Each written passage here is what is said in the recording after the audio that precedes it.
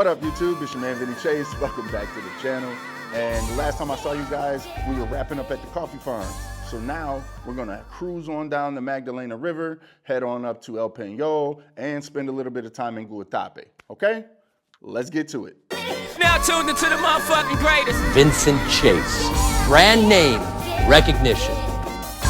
Yesterday's price is not today's price.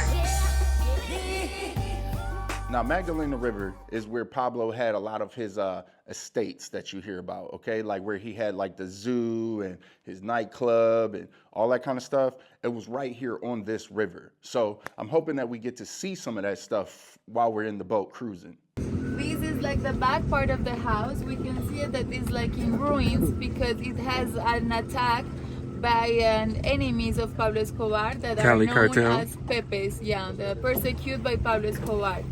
So this house is called La Manuela. Manuela was one of his daughters. He had a daughter and a son. So she was his daughter. And it was the name of this house because it was a gift for his daughter. Now remember, I did a lot of research on Colombia before I came down here. So I learned a little bit about what he had going on back here. Like he had a nightclub, his amusement park, he had a brothel, like he had all kinds of stuff back here. But the best part of the story was his exotic animals, okay? Like he brought all kinds of animals, giraffes, hippos, and all kinds of stuff, right? I think you know that he used to have like exotic animals. It was not here, yeah. It's in another town near from here, but about 4 hours from Medellín. But the hippos, okay? The hippos were actually too much of a pain in the ass to move when Pablo was killed. So they just kind of let him stay there on the abandoned grounds, okay? And the hippos have gotten so comfortable there that they are multiplying and destroying the environment a little bit. Like they started off with 16 of them, and now there's like almost 1,000. So the hippo's been over there getting busy. But people say that here he used to have like exotic trees. So the trees that we see here, they are not endemic from Colombia. They're also brought to satisfy from 25 different countries. So after Pablo was killed, the government and his family started to fight over his estate, okay? And obviously the government won, saying, hey, this is illegal money that bought all this stuff. So they seized it and kind of just demolished a lot of it and repurposed some other places, right? So now George Clooney owns them. The professional Colombian football players own them. Like we seen J Balvin's house. Like, man, the legend of Pablo is huge, dog. Like a lot of people down here don't even really like to talk about it because it was a tough time for the country, you know? People say, I don't know if it's true or not, but he has like a he has like a part of where he landed the hydro plane. Dog, like this guy was bigger than life. So anyway, we keep on down the river and we pull up on El Peñol. Now, El Peñol is that famous mountain that you see in all the pictures when you Google Colombia, okay? It's got approximately 750 steps all the way up to the top there. And one of the surprising facts about this place is that it's not in a national park or it's not owned by the country. It's actually owned by an individual family that has a house at the bottom here. So I thought that was kind of crazy. Like how they got the family that owns the mountain. What is going on? So when we get up to the top, the views are worth the 750 steps. Let me tell you, oh my God, it's beautiful up here. Live from the top of the rock. Now tuned into the motherfucking greatest. Vincent Chase. Brand name recognition.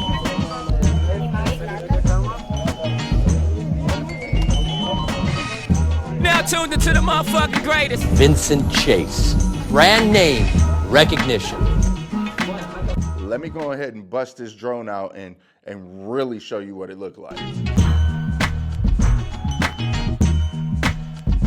Now tuned into the motherfucking greatest. Vincent Chase. Brand name recognition.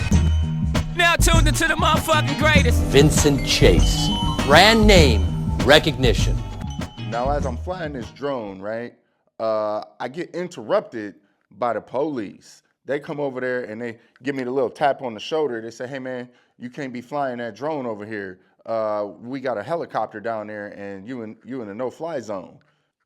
So anyway, we mosey on back down to the bottom, and then we catch our bus on out to Guatapé to have us a nice little lunch here.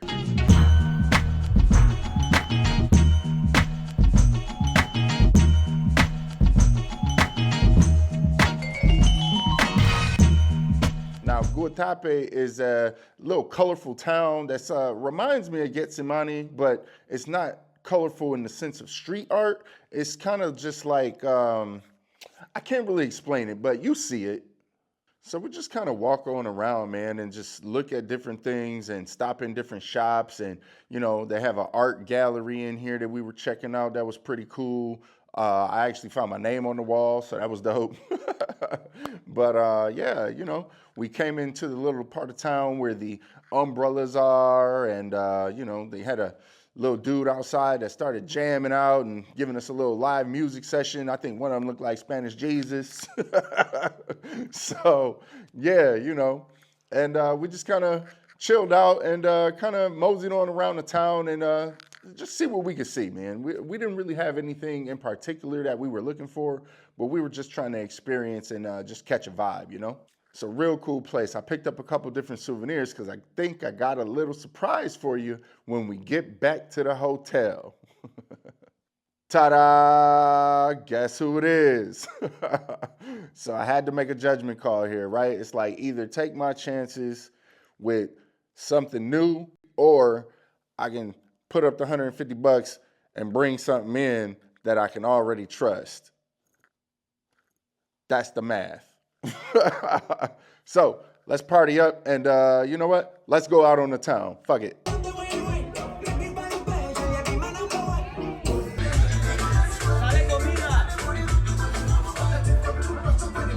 So we kind of went out and we had some little drinks, you know, caught a little vibe.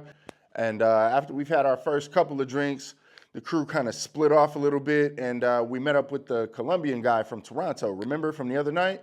So he met us down in Paquilleres. We walked around and we found a nice little nightclub to settle into, and that's kind of how we finished our night out, man. So